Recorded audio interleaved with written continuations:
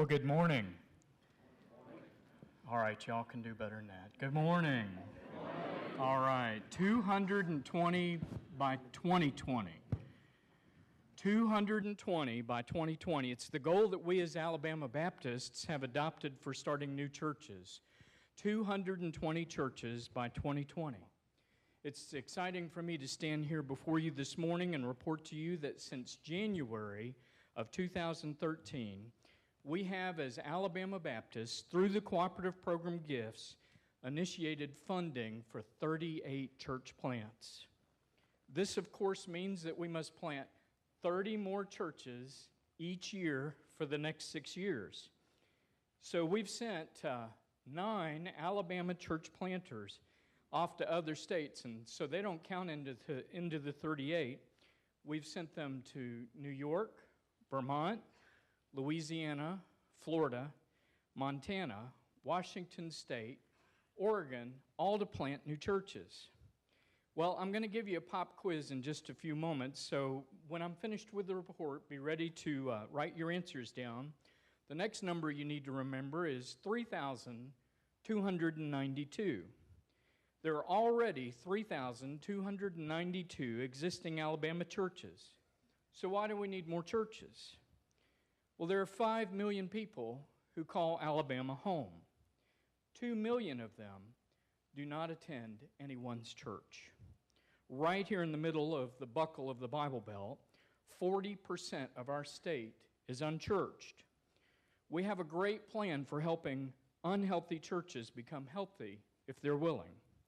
We have some ways to help healthy churches move forward to the next level in leadership. But we also must start new, healthy, evangelistic, discipling, reproducing churches. Now, they may not look like your church culturally, and they may not sound like your church linguistically. Sí, señor Enel? Sí, señor. That's about the extent of my Spanish. There are a whole bunch of affinity groups like Harley Riders, Honda Goldwing Riders, Cowboys, and others who aren't attending any of our churches or most of our churches. But the last thing that you and I want to see in this room is the swapping of sheep, amen? So instead, we must all be about penetrating the pagan pool who are without Christ. So how are we as Alabama Baptists going to accomplish that? Well, there are several vital components to planting healthy churches. Excuse me, Rick. Don't forget to tell them about how important it is to start small groups, because a church that hasn't started a new small group, whether it be Sunday school or other kinds of small groups, within a year has decided to plateau. And if they haven't started a new small group in 3 years, they've decided to die. Small groups are really important to church planting. We just got to remember that. Small groups. Well, thanks, Lamar. It's one of the tools in our toolbox, and as a matter of fact, we have with us someone who's very special, very well aware of what the importance of small groups are in church planting. Anel, you've been planting a church now in Baldwin County for about the last 3 years. Foley First Baptist and Baldwin Baptist Association have been key in supporting you and encouraging you. So how have small groups played an important part of what's going on in your church plant? Well, Rick, one of the key elements is relationships. Relationship with one another, relationship with the Lord, and relationship with the lost world. If it wasn't for a small group, most of our attendees nowadays wouldn't have been saved and become members of the church. If it wasn't for small groups, our church wouldn't have existed. So in these small groups, how do you set goals? What kind of goals do you have set? Well, planting a Hispanic church is a little more complex than what it looks, because there's different cultures. Only in our church, we have about 12 different nations represented, and they usually live in communities, certain communities for certain groups of people. For example, in Foley, we have a lot of Mexicans and Central Americans. In Daphne, we have a lot of South Americans. So it is an important key for us to have small groups that targets their particular cultures and their needs, because somebody from South America, even though they speak the same language, they're very different culturally from somebody from Central America. Well, it sounds like it's difficult to build trust in those groups when they have such diversity. It is, and sometimes it takes a couple of years before you can present the gospel to them, before you can speak and they listen to what you have to say. Well, from speaking with Annell and many of our other church planters, one of the things that we discover is African American churches, Hispanic churches, many of our other culturally diverse churches have a more difficult time than our Anglo churches in becoming self-sustaining. It's almost like twice, maybe 3 times, if ever, that they become self-sustaining, fully funded churches. Thank you, Annell. Excuse me, Rick, don't forget the fact that we've got to train these church planters to make disciples. You know, the Great Commission's all about making disciples. There's really only one verb in that whole verse. I know we get all excited about going and baptizing and teaching, but really the verb says make disciples. We just got to make disciples. You know, now that you're talking about that, Lamar, I remember a church that's a church plant in Auburn. Is that okay to plant churches, Brother Bobby, in Auburn? Oh, I just wanted to check and make sure. But there's a great church plant there that we have an example for you by video of a work taking place in Auburn. God has done some tremendous things. We've got about 300 members, and we're about 4 years old. Since we moved in this location in the city of Auburn, we're close to the campus. But the way our church sits is right in the midst of a neighborhood. And one of the amazing things that for about 6 months, we started at 11:15. For about 6 months, you can ride up and down White Street. On either side of the street, people would be sitting on their porch. Some wouldn't come to the actual church, but they were sitting on their porch having church with us. And you could hear the music all down in the neighborhoods. Any given Sunday, I would come out of the front door and I would see beer cans by the steps. And I would ask the deacons, what is this? Why these beer cans around the door? And they would let me know that some people came in the church during service while we was having church. Said, you remember the guy that came up front? You remember the guy that got saved, that joined the church? Yeah. Said, well, he and his friends came up and they wanted to come in the church, and we told them they could come in, but they couldn't bring their beer. So they set their beer by the steps. Little did they know they would come in and really meet Jesus. And when they left out, they left that beer at the steps. And I think that was a testimony of really the greatness of our God, how you can come in one way, but you can leave out another way.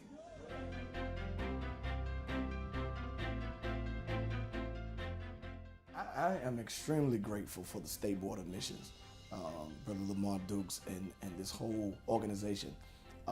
It has really transformed and transitioned the way I think concerning ministry.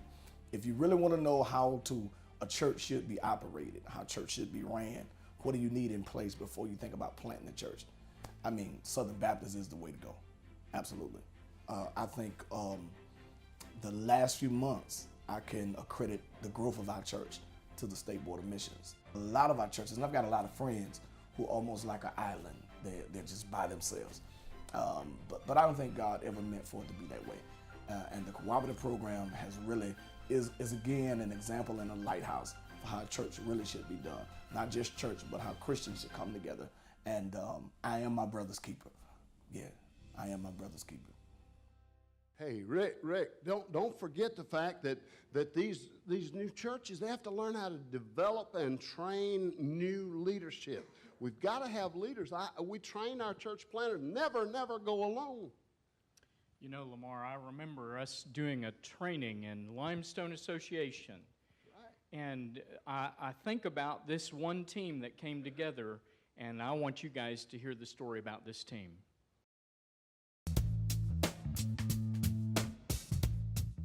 To recruit and take a team with you to plant the church is so important to be able to have those relationships, to have the team, and having those different gifts and abilities. If God's called us to be the body, and just one arm goes out there to plant a church, it's not going to be very successful. That's something that we prayed about. I said, God, we need, if we're going to do this, we need a team. We need, if I'm going to lead singing, then they're not going to stick around to hear my preaching because they're going to leave. So I needed somebody to do music, different aspects. We were reaching families with school-aged children and college students, and so it is somebody that is younger and could relate to the college students and focus on that ministry while we could focus on reaching families and things like that. After meeting Randy and Kelly and just hearing, wanting to be involved somehow with what they're doing, supporting them in some way, just hearing the vision they have for the church and just how they wanted to impact people in Vermont, that's just hit real close to home for both of us. I think it's like so special that we have a team going that we know so well, that we work so well together. We all have the same, it was amazing how we kind of all have the same mindset. We all have the same drive. Well, I've known most of this team for a while now. Jake and Laura, Ashley and Rachel, we've been in a small group for 2 years? Yeah, 2 years now. I've got to know them really well. I trust these people, I trust them with my life. We work really well together. Randy and Kelly, I think they're awesome. They're like my family. They really are. I've been through a lot of stuff this past year. My dad passed away, and it's just, they were there. They came, they supported me, they have become my family. These are the people that I spend my time with, who pray for me, who are there with me all the time. And so excited that I get to go and be with these people. I know that it's going to be hard, but at the end of the day, to be able to come home and have people that I know that have been with me through all of this, I'm very blessed to have them as part of my life. Being able to have that team and have different people and their different gifts and abilities it puts us at a much greater advantage to be successful at what God's called us to do. So we're excited about the opportunity to take our team up there. Oh, summit on 3. Ready? Really? 1, 2, 3. Summit! Talk about climate change. Decatur, Alabama, Bennington, Vermont. I think that's a different kind of climate change, though, right? Amen. That's pretty right. amazing. But that's exciting. But listen, I got to thinking, church is an organism. It's not really an organization. And organisms that are healthy reproduce, right? We got to create congregational reproduction somehow. I tell you, we just got to get that together. Churches planting churches, another tool in the toolbox, and our pastor friend Danny Lovett from Chelsea Westover comes to mind. Thank you, Rick. 2012, we decided to start a church in Chelsea Westover, and there were 4 of us. But our main goal after we started the church at Chelsea Westover was to be a church start that would start other churches. That's right. And so our goal was the first year after serving a year and planning a church after a year to start another church. And in 2013, we were able to send 35 folks to Pelham, where they started the Oaks Community Church, and at the same time, we started a church in Tanzania, Africa, out of a start-up church at the time running about 130. We sent 35 out, and this past Sunday on Friend Day, we had 307. So God reproduces, and it's exciting to see that the heart of the church is to be planting, and I love our state convention starting new churches, and that's what we're all about. Now, you started a new church, but it's not just about the money, is it, in working with this other church at the community that you talked about? Well, no, it's not all about money, but all of us pastors would say, yes, it is all about money, because it's an unbelievable opportunity, and I wanted to take this time right now to say to Dr. Lance, thank you, and I think I see our association director back there, Hugh Richardson, thank you, because you guys came alongside the CCW, the Church of Chelsea Westover, and provided and will provide at the end of this year $38,000, and then when we got ready to buy the land a few months ago, the state came alongside and gave us $25,000 to help purchase that land, and we had our first service last week on that land under a tent and had 12 decisions, 8 salvations. Awesome. So thank God for our convention and our state having the heart for church planting. Awesome, awesome. All right. Thank you, Brother Danny. What a great report. Now for that pop quiz. Are you all ready? Pull out your sheet of paper and let's be ready to respond to him. Oh, I'm just joking with you. That's all right. Thank you.